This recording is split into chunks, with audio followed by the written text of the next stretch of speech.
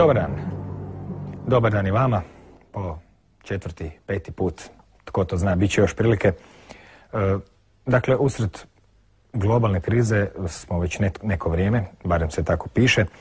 Na određeni način ste ju najavljivali u knjigama.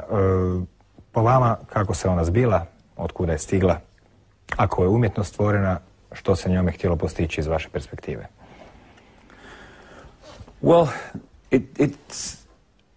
it's interesting when you look at life and people in general that we don't tend to ask the big questions. We tend to just focus on the little questions.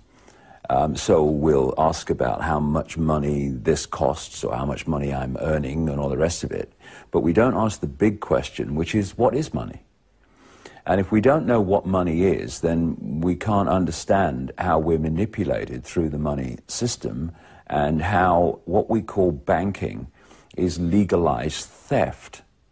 And because, of course, it doesn't mean it's lawful, if you like. It doesn't mean it's right or just. It just means it operates within the laws that those that control the banking system and at the same time control the political system have passed to allow banks to be legalized, corrupt, robbers of the people. And they do it like this. And to understand this banking crisis, we really got to understand, first of all, what money is. When you go into a bank and you ask for a loan on a house or car or whatever, what did the bank do? I mean, what was the process? Again, we don't seem to ask those questions. Oh, well, they lend us money. Well, okay. Well, where do they get it from? What has happened because the same network of families that I've been exposing all this time have controlled, indeed created the banking system as we know it, have also controlled the politicians that pass legislation about banking laws and finance. Laws have been passed to create something called fractional reserve lending. It sounds a boring title and all the rest of it, but we really need to understand what this means. Fractional reserve lending allows banks to lend at least, and it is at least, 10 times what they actually have on deposit. It's called credit. You know, people say, yeah, there's a credit crunch. What does that mean?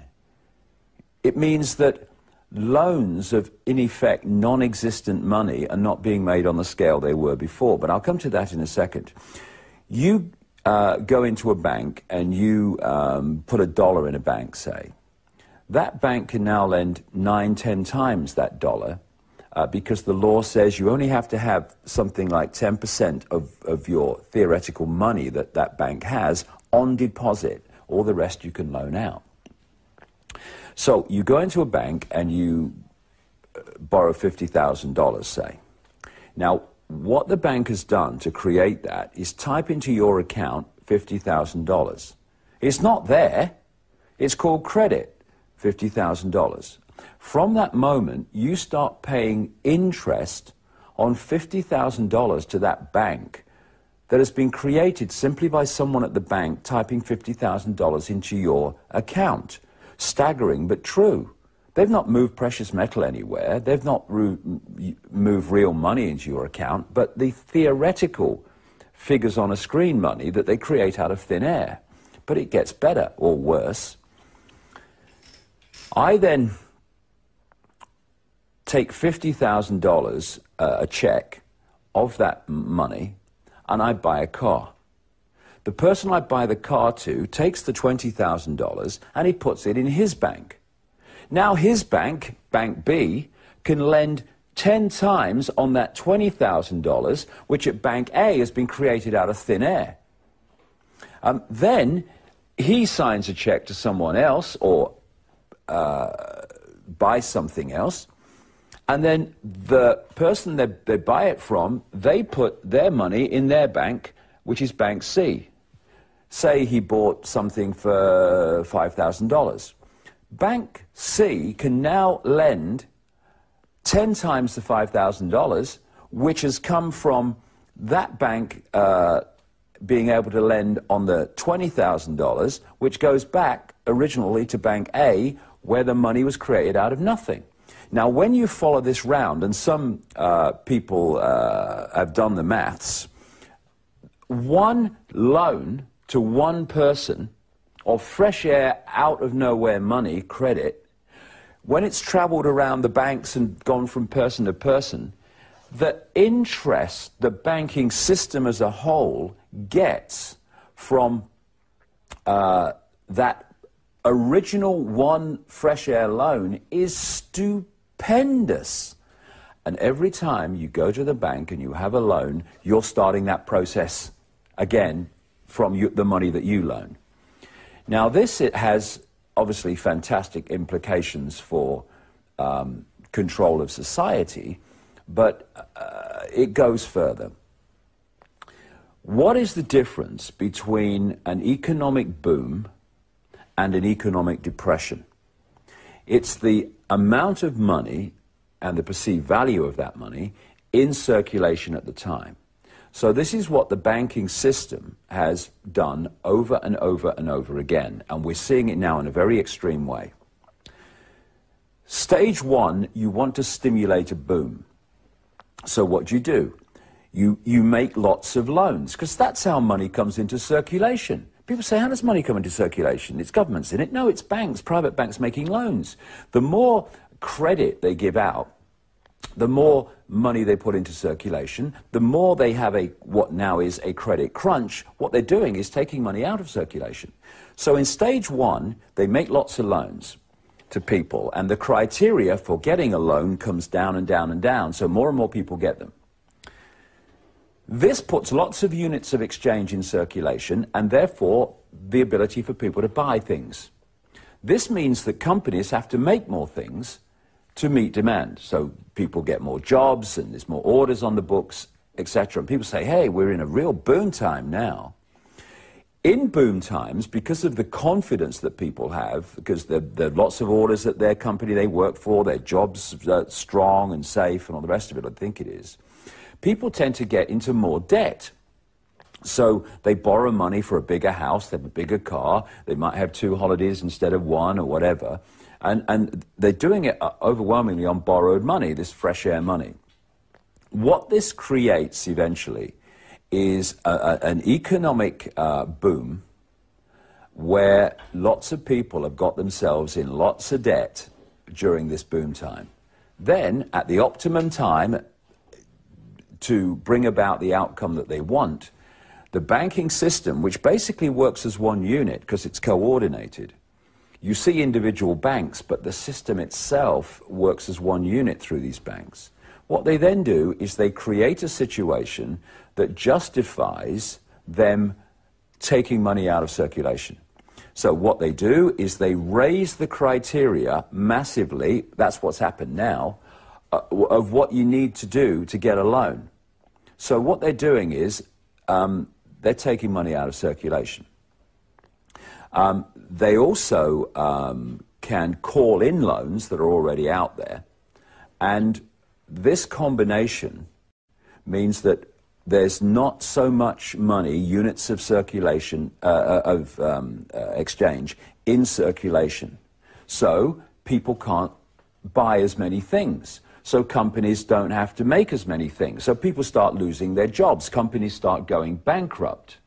And what you could symbolize it as is in stage one, the banking system throws the fishing line out. And then at stage two, the depression, the bust, they then reel it in. So all these people have taken out all this debt. And if you don't pay back the debt, which is fresh air money, then the bank has the right to take your real wealth, your house, your car, your land, etc. And so as people can't pay back their loans because there's not enough money in circulation anymore to do so, the banks start getting hold of more and more real wealth, land, resources, houses, all the rest of it, in exchange for fresh air money. And then they move to the bust area, which we're in now, and people are in desperate financial straits. And on the face of it, some of the banks are. But what I'm talking about here is the banking system. that this network of families control. Individual banks can go bust. It doesn't affect the system's still there. You could think of it of, if you own the European Champions Football League, you don't care if Manchester United lose to Barcelona or Barcelona lose to Manchester United. Like, you don't really care about individual banks, where this one goes under or this one, you know, gets stronger or whatever, because you own the whole game. And it's from that level that all this boom and bust is manipulated. So the control of money in circulation is the control of society. It's control over whether some people eat, whether some people have their homes or don't have their homes. So from that point of control, you can manipulate what we have now experienced. And what did we experience? It came out of the United States. And the reason it was engineered from there is because the United States economy still today, when it is affected in some way, it has global implications. So they orchestrated it through there, and they did it like this. There was a man who was appointed head of the Federal Reserve in America, the alleged central bank of America, and most Americans think it's the central bank of the American government. It is not. It is a cartel of private banks, the most important of which is the Federal Reserve Bank of New York. And I've been exposing Alan Greenspan, this longtime head of the Federal Reserve. He was appointed during the Reagan-Bush administration. He remained head of the Federal Reserve through Father Bush's period, through the two Bushes periods of Clinton, and through the virtually the entire two periods of Boy George Bush, apart from a couple of years. I think it was 2006 he got out, something like that. And so he basically controlled the American economy all the way through this period. And what he did and orchestrated, and this was followed in Britain and other countries too, was a process of removing all the checks and balances of the financial system, which stopped people making ridiculous loans that people wouldn't be able to pay back, and basically stopping a greed motivated free-for-all. All those checks and balances were taken away. What they also did was create a system where, within the banks, people were getting big bonuses for getting people to take out loans, like for houses and stuff. So the more loans they acquired and got people to take out, the more bonuses these people got. Now, there came a point through this so-called economic boom through the 1990s and into this century, where they basically picked off, in terms of mortgages and what have you, all the people who had the income and the financial capacity to actually pay back the loans. So if they were going to keep getting the bonuses, they had to start looking elsewhere to give loans out. And the only place they could go was into the realm of people who actually did not have the financial stability and income to pay back the loan. But it didn't matter to them chasing the bonuses, because as soon as they signed the loan, they got a bonus. They'd sold another loan. And this, of course, was a disaster waiting to happen. And so what happened was eventually, staggeringly, of course, obviously, vast numbers of people started to not pay their mortgage, not pay their loans. They couldn't afford it. They never could afford it from the start. And the banks started to get in trouble in terms of cash flow and all the rest of it. And we had this crisis, which manifested towards the end of the Bush administration last year. What then happened is they got the people who represent the banks that caused the problem to come into government and decide how government was going to react to the problem. So it was like having a housebreaker invited to the police force to decide how they were going to react to this problem caused by housebreakers. I mean, it was ridiculous. And during the Bush administration, towards the end, they had a man called Henry, also known as Hank Paulson. This man was head of Goldman Sachs until 2006.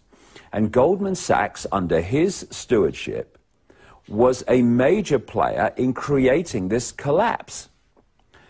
They make him, in 2006, Treasury Secretary in America, and when the collapse comes, which he's massively played a part in, he's now Treasury Secretary, and he decides how the government's going to react. So what does he decide?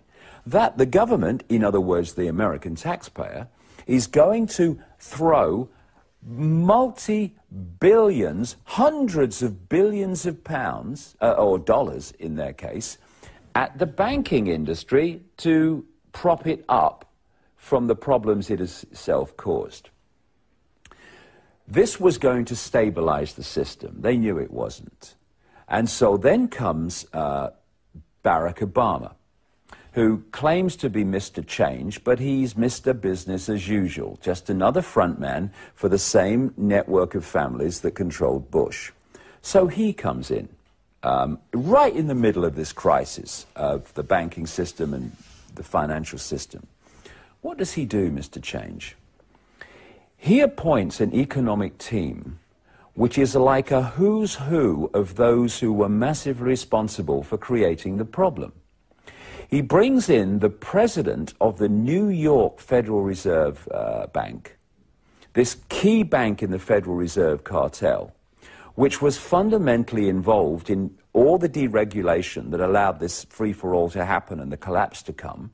And he takes this man called Timothy Geithner, and he makes him Treasury Secretary. He brings in another man, a banker's boy to his fingertips, who's earned massive amounts of money from the banking industry, called Larry Summers, and he makes him one of his key economic advisors and executives. He brings in a guy called Paul Volcker. Paul Volcker was the longtime head of the Federal Reserve before Alan Greenspan. And Larry Summers, in 1991, wrote or signed a memo when he was chief economist to the World Bank, advising the World Bank to dump their toxic materials in third world countries and not Western countries, because in third world countries the compensation for the death and disease and injury caused by dumping these toxic materials there would be less than in a Western industrialized country. This is one of the key advisors to Barack Obama. And what do they decide, these bankers people who created the problem when they come in? They decide that the Obama administration should not, no, we must not throw hundreds of billions of dollars at the banking system, okay? We must throw trillions of dollars at the banking system. And so the American government has hurled trillions of borrowed money, which the taxpayers and children and generations yet unborn will be left with the bill for, at the very banking system that has caused the problem. But this is not incompetence. You see, incompetence and bureaucratic incompetence is one of the great cover stories for a cold, calculated plan. I've talked to you before about the structure that this network of families wants to create to install this global centralized dictatorship. And it is this: a world government that dictates to every country. And the world government would control a world central bank that would control all global finance in every country. a world army, which would impose the will of the world government, a world currency to replace all cash currencies with one world electronic currency, no cash, and a microchip population connected to a global computer system and the global positioning satellite system, and then under that, the unions, the European Union, American Union, all the rest of it I've talked about. Now, key in that structure, in what we're talking about today, is the World Central Bank. If you do not have an enormous global economic crisis that you have to find a solution for, there is no way that you are going to be able to persuade people to completely restructure global finance around a world central bank that would, not in theory, but in absolute effect, be a financial dictatorship to every person on the planet. You're not going to persuade people to do that. What do you mean we want a world central bank dictating world finance? We don't need that. Everything's fine. Leave it. So what you do, of course, this is the technique that they use all the time, is you need a massive problem that destroys the status quo, destroys the financial status quo, and then you can then offer the solution, which is, look, this is so bad, there's no way we can sort this out. We have a global crisis because of globalization of the financial system now. No one can sort it out individually. We're going to have to find a global solution to this. And they are already talking about the British Prime Minister Gordon Brown, who was Chancellor of the Exchequer through the Blair Premiership from 97 over 10 years, who mirrored in Britain what Greenspan was doing in America, destroying all regulation to allow the free-for-all to happen. He's now Prime Minister. And he is talking about the need for a new global architecture of financial governance. And there's newspaper and magazine articles being placed. Well, maybe what we need is a world central bank. It's already being talked about. So the idea is to create this, and has been, to create this crisis, and then to make it so bad that people accept the globalized solution to it, in effect solution, alleged solution, and so global finance changes and control of it changes in ways that it never would without the crisis. And so what we're looking at now is a three-stage process to bring that about. One has happened, one is happening, the other one is waiting in the wings to happen. Stage one of this engineered collapse is to collapse the economy in a way that people saw that there was a major problem. This is what they did towards the end of the Bush administration. Stage two was to bring in the people who were responsible for engineering the crisis to offer the solutions to the crisis, and those solutions have been, of course, to hurl unbelievable amounts of borrowed money at the problem, at the banks who've caused the problem, etc. The idea of stage two is to empty the gun, if you like, to empty the gun barrels in terms of ability to react to the problem of the governments. You get them to throw so much borrowed money that there comes a point there's no way they can continue to do that. You also make sure, and we're now seeing this blatantly in America, that all that money thrown at the problem has no effect. And we're now seeing in congressional Senate hearings on Capitol Hill, where these financial administrators from the Federal Reserve and other government financial agencies are being asked, where has all this money gone?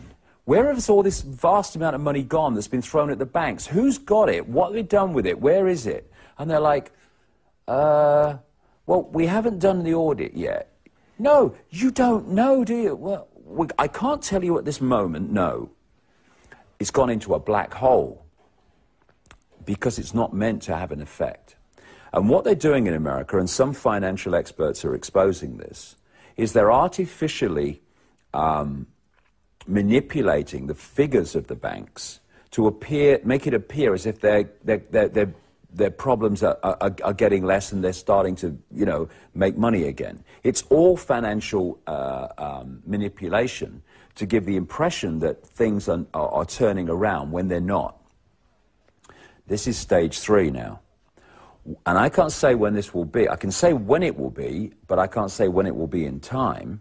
But when it will be when they decide that the barrels of the governments in terms of reacting to this crisis are empty and there's no more money or anything else they can do to react, and then they're going to crash the world economy on a major scale.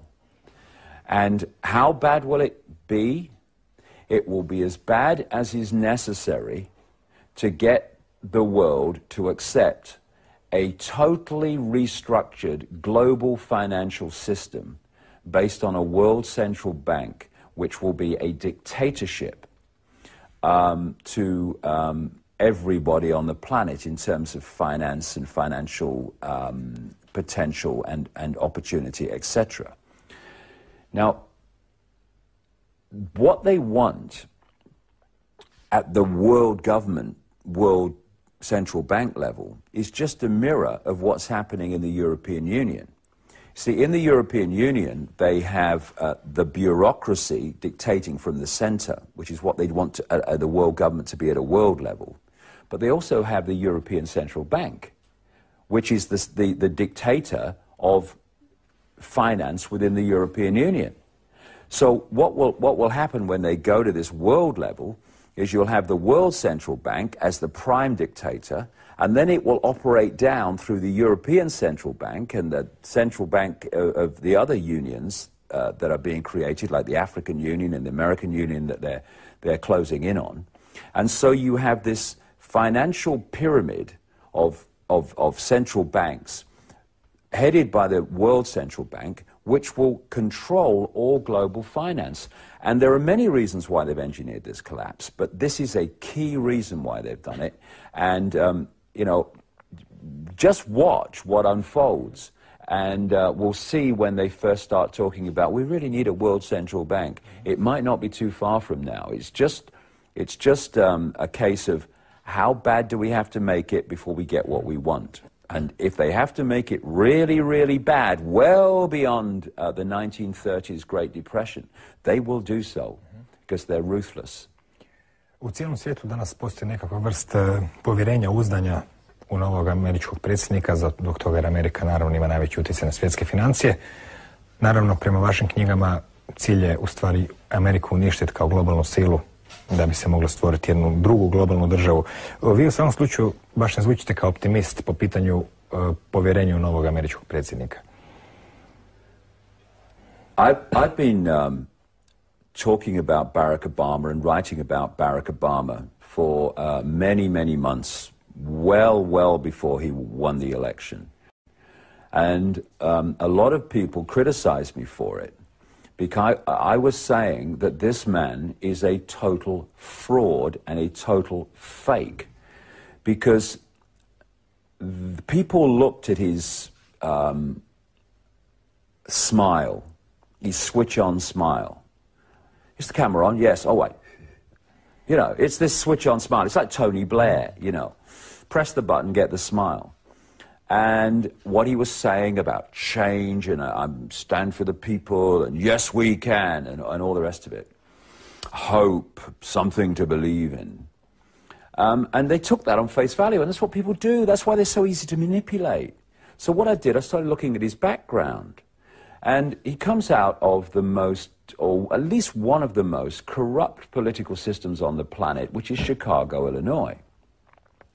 If you are not deeply, deeply corrupt and have a attitude that you'll do what's necessary to get power, then you do not survive politically in Chicago and Illinois, never mind prosper. This man's star absolutely soared. So you look at his background and at his funding and his associates, and they are like a who's who of Chicago villains.